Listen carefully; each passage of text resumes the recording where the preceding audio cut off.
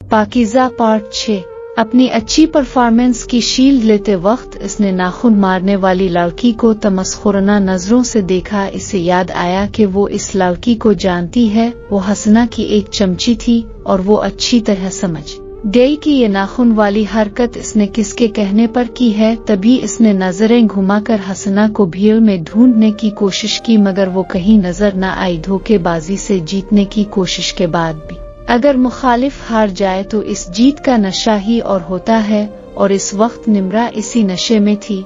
उधर से फारिग होने के बाद वो कैफे की तरफ चल पड़ी। रमशा और सना उसके साथ थीं और अब इससे ट्रीट के लिए जिद कर रही थीं, और वो जानती थी कि ट्रीट लिए बगैर वो इसका पीछा नहीं छोड़ेंगी। कैफे में जाने के बाद इसने उन दोनों की पसंदीदा डिशेस का ऑर्डर दिया और वापस आकर तीनों एक टेबल पर बैठ गईं। तभी निम्रा की नजर हसना पर पड़ी, जो उर्दू डिपार्टमेंट के एक मायानाज प्रोफेसर के साथ बैठी कुछ डिस्कस कर रही थी और साथ ही एक पेपर पर कुछ लिख रही थी। निम्रा को हैरत हुई। हसना और उर्दू डिपार्टमेंट के एक प्रोफेसर के साथ उसकी कुछ खास समझ में नहीं आई, लेकिन इसने इग्नोर कर दिया और इस बारे में सोचने को इतनी अहमियत नहीं दी।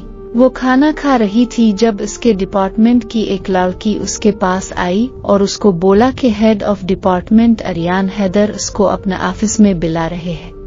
इसको सुनकर हैरत हुई, मगर जाहिर है जाना भी जरूरी था। जल्दी जल्दी खाना खत्म किया और उठकर ऑफिस की तरफ चल पड़ी। सना और रमशा को वहीं इंतजार करने का बोला। अपने डिपार्टमेंट में जाकर वो ऑफिस की तरफ बढ़ गई और ऑफिस का दरवाजा नॉक किया। अंदर से इसे आर्यन की कम इनकी आवाज आई। सर, आपने मुझे बुलाया था।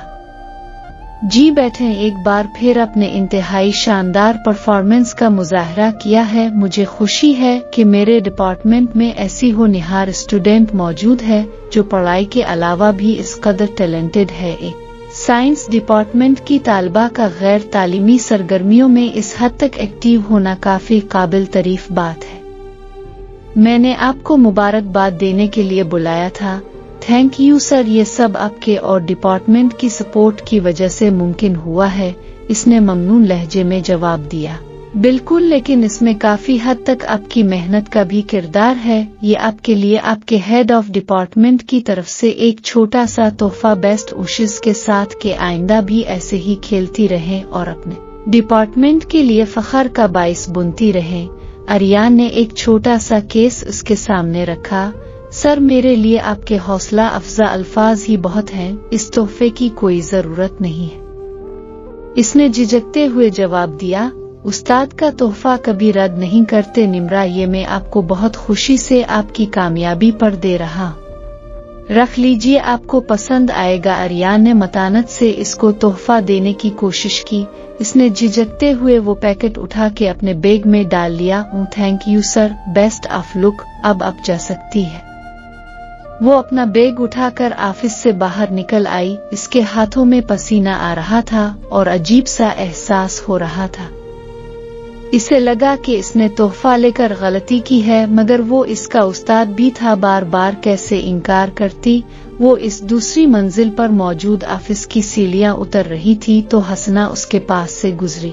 वो दोनों एक दूसरे को इग्नोर करके गुजर रही थी, मगर अचानक निम्रा को कुछ याद आया। वो रुकी और पलटी और हसना को आवाज दी। हसना, तुमने मुझे मुबारकबाद नहीं दी। इसने निहायत ठंडे लहजे में हसना को कुछ जिताया। किस बात की मुबारकबाद? हसना ने इसी लहजे में इसको जवाब दिया। वो अच्छा, आज बास्केटबॉल का मैच भी था ना, और तुम भी इसमें खेल रही थी, तो क्या तुम जीत गई हो? इसने निहायत बेनियाजी से सवाल किया। हैरत है, तुमने मैच नहीं देखा, जबकि प्रैक्टिस के दौरान तो तुम अक्सर वहीं पाई जाती थी।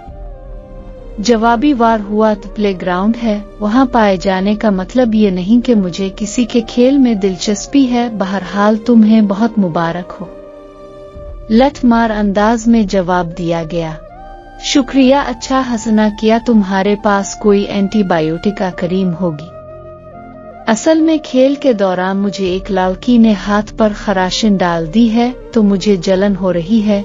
बहुत मासूमियत से सवाल किया गया। नहीं, یک लफ्जी जवाब देकर हसना दूसरी मंजिल की सीढ़ियां चढ़ने लगी और निम्रा मानी खेज अंदाज में मुस्कराती हुई वापस कैफे की तरफ चल पड़ी। मेहनत करके जीतने का सर्वर पाकीज़ा नावल के पार्ट 7 के लिए चैनल स्टोरीज 7 सेंटर को सब्सक्राइब कर लें ताकि मैं जब भी इस नावल का अगला पार्ट अपलोड करूं तो इसका नोटिफिकेशन सबसे पहले आपको मिले।